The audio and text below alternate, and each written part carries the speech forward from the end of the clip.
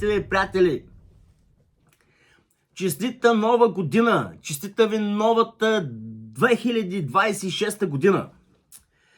За много години да сте живи и здрави, успешни, надявам се, празниците да сте ги прекарали както трябва, настроението все още, у вас да е позитивно. Наистина ви пожелавам всичко най-хубаво през новата година. Честито евро, честита еврозона, приятели. За те, които се плашат чак толкова много от това евро, на тях ще им кажа следното нещо. Момчета и момичета, дами и господа, другари и другарки, понеже толкова много се плаща от това евро и толкова много не го искате, аз пък напук на вас ви пожелавам да имате колко се може повече от него. Естествено, първо живот и здраве. Но на тези, дето бучат срещу евро, не на еврото, пожелавам ви го колкото се може повече и повече да го имате в джобовете си, в сметките си, напук на вас. Давай я. Да викате, гледай сега, аз на гощато евро, пък гледай колко много имам. Това ви пожелавам. Радвам се, че отново мога да бъда пред вас. Чай, както винаги. Невероятен чай. Уникален чай. Едва ли има по-читав чай, който някога може да се позволите. Търгувам. Български. Пред мен има чайче. Знаете моите пристрастия, знаете колко много обичам книгите и колко много обичам да чета. Обичам да получавам книги, обичам да подарявам книги. Днеска акцента е върху. Ето. Този учебник по история за кандидат студенти и зрелостници от 2000-та и 2001 година. По този учебник аз съм учил и съм се подготвил в Стопанската академия в Свищов, когато съм имал изпити по история. Стопанска, там и 2-3 вида история. Уникален авторски колектив. Моят преподавател, тогава доцент Димитър Саздов, надявам се да е жив и здрав човечеца, сигурно вече е станал професор. Уникални историци. Страхотен учебник, ако ви попадне, препоръчвам ви го, купете си го. Аз от време на време го разлисвам, защото е пълен с справки, дати, години, факти. Уникално четиво. Хем учебник, хем справочник. Да ви кажа честно, подозирам, че има един недостатък този учебник. Не можах да намеря нищо за първия българин, участник в Троянската война с няколко мача. Ахил. Ахил е първият българин в Шампионската лига на войните. Именно Троянската война. Ахил е първият българин, за който има записана история. Славният боец от Троянската война очевидно е бил българин и е водил български войски. Както твърди един наш виден историк. Много знаете и момче, аз направо не мога да разбера. Откъде ги знаете всички тези работи, този юнак нашия? Там едно момче кара един бус там и там говори ни работи. Умен човек. Никъде не можа да намеря за първия участник в Троянската война българин. Ахил. Който обаче накрая отпада от надпреварата. Има няколко мача в Троянската война, но накрая отпада. Заради проблеми с Ахилеса. Проблеми в Ахилеса и Ахил спира. Нашия българин, български Ахил спира войната, да се създава войната, защото проблем с Ахилеса е имал. Време е българите да издигнем един голям паметник на най-древният българин, записан в историята. Ахил. Да оставим историята на страна. Радвам се, че съм пред вас. Правя това видео, за да ви благодаря на всички, които ми писахте, които ми се обадихте, да ми честитите новата година, да ми честитите еврото, еврозоната и искам да ви благодаря. Не мога на всеки по-отделно да седна да пиша и да отговоря. Извинявам се много, с вас съм, не пренебрегвам или нещо, не искам никой да бъде ощетен, затова съвременните технологии позволяват този начин да отправя благодарност към вас чрез това видео. Социалните мрежи. Все пак, трябва да са в помощ на хората, съвременните технологии. Благодаря ви от сърце, приятели, радвам се, че вие сте най-голямото ми богатство. Стоя си днеска вкъщи като първи ден от годината, леко релаксирам, почивам си, станах малко по-късничко, направих си едно кафенци. Сутрин кафе. Уникално кафе с топъл шоколад и ванилика. И малко канелка. Кафенцето. Здравословна работа, бе, човек. И сутрин кафе. Сега, нали, понеже е малко, тъй вече времето е после добед и киндия, деца вика вънка мръкна, вече чай. Тук сега в Англия е време за чай. И върша си някакви такива неща вкъщи. Дичицата бяха около мене за празниците, нали, супер, нали, младите хора. Аз за Коледа и за Нова година на моите двете деца им подарих 2 дръвчета. Коледни дръвчета, лъхички, такива, живи, в саксия. И днеска ги посадихме в градината. Аз в Англия живея в къща. На село, аз в Англия съм на село, бе. Като в България, нали. И ето като отзаря ми градината на къщата и тук ги посадихме 2 дръвчета. Всеки си посади неговото по едно дръвче, нали. Никола тук, Миленка, тъй. И посадихме дръвчетата, нали, седнах аз, нали, пия си кафенцето. По едно време този телефон, стария телефон, аз го пазал. Този телефон, класика. Този телефон пазя го, защото сигурна работа, с кабел, жица, кабел, нали, към мрежата. И сигурна работа този телефон, той е само за такива спешни случаи, неотложни. И за такива ключови сделки.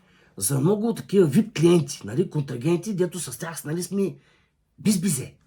Тъй да сме, бачкаме заедно. И за много сака приятели.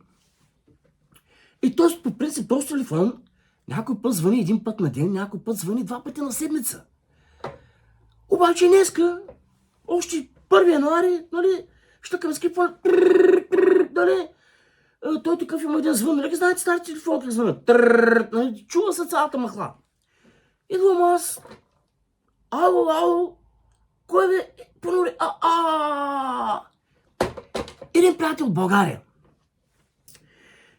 от България, Васко. И Васката, аксепче, ми так. За много години, бе, Васе. Той ми се обажда днеска, виж кой нещо, именник. Има имен ден. Аз веднага викам, как те е на този телефон, бе? Той вика, ми так, мене, ма знаеш, вика. Аз вика съм от старата школа. Аз вика, нали, предпочитам сигурното. Защото, нали, виках, и да нямаш интернет, и да нямаш този телефон звъни. Нали, не като, сега аз имам и GSM имам. С пазгач, нали, не като с копчета с оня ютубър там. И съм с телефон с копчета. Но кой е умния? Аз или ви? Моят такъв. И звъни, нали, Васето, нали, да те чуе, вика ме так, да ти става всичко, нали, много друго. Вика, сетих се, вика за тебе, вика ме так. Днеска, викам, аз ще ми кажеш преди ти, викам да те чистаем един ден, да си жив и здрав, нали, Васко, той вика, мерси, благодаря, бюджето, радва се той. И вика, вика, всеки път, вика, като стане 1 януари, такова нова година, ще пием чай.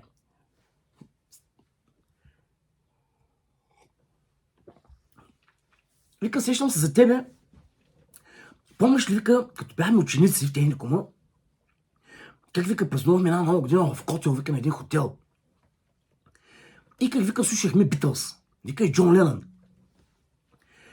И вика, ти пускаш се на Джон Ленън, Imagine, вика, песента, много, вика, обичаш Imagine. Вика, че се сетих, вика, за тази песен. Помниш ли, вика, нали, текста, там, да няма граници, да няма, нали, да сме с хората заедно, нали, да живеят в такова. Вика, виж кой нещо, вика, и так.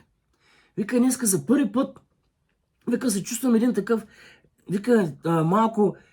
И напомняме тази история за Джон Ленън, пък аз по съвпадение съм с фанелка на Джон Ленън. Аз много обичам Джон Ленън. Обичам много Битълс, в принцип. Битълс също много обичам. Той е първата ми група.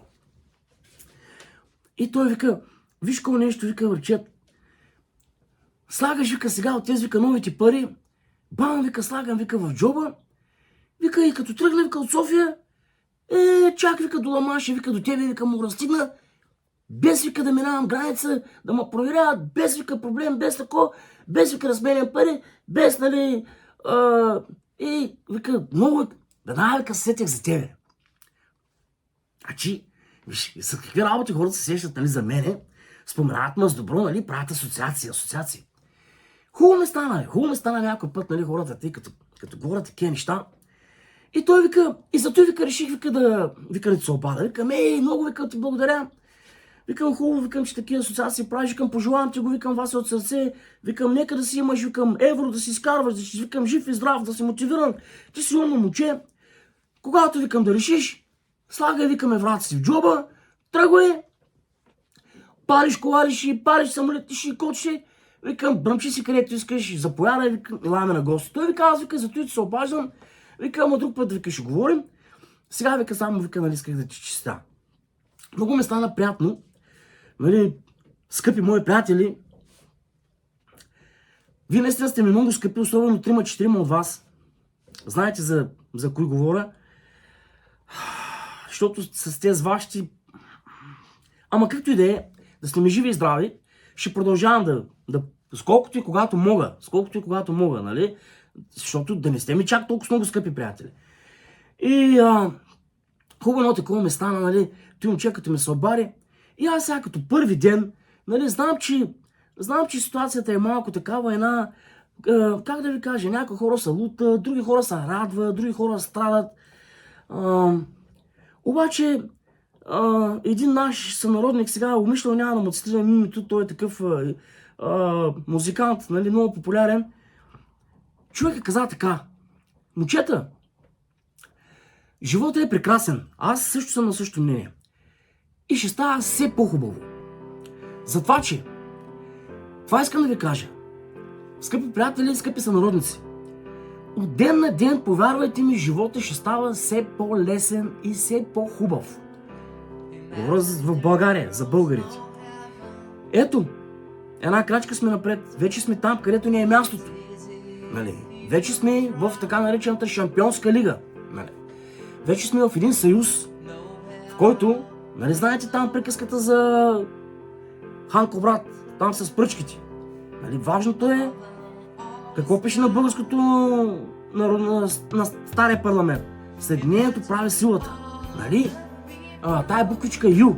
Нали? Както има USA, на времето имаше USSR, сега, нали, U е Europe, нали? Радвайте се. Радвайте се, че попадаме на едно хубаво място. Там, където ни е място, да се опитаме да бъдем равни. Постепенно нещата, нали, ще придобият такъв характер, че и ние да започнем да се чувстваме конкурентни, нали, способни и деца вика да се изравним с силните, нали, силните на деня. Не се отчаивайте, продължайте да се борите, продължайте да четете книжки, нали, въпреки че има толкова много хора, които да ви информират в социалните мрежи, нали, достоверни източници, нали. Вярвайте на който искате, но книжката си книжка. И така, не се отчаивайте. Всичко най-хубаво, че сте на нова година, си живи и здрави, за много години, успешни и колкото се може повече евро. Пътувайте свободно, плащайте свободно, работете и печелете. Да сте ми живи и здрави. До следващия път.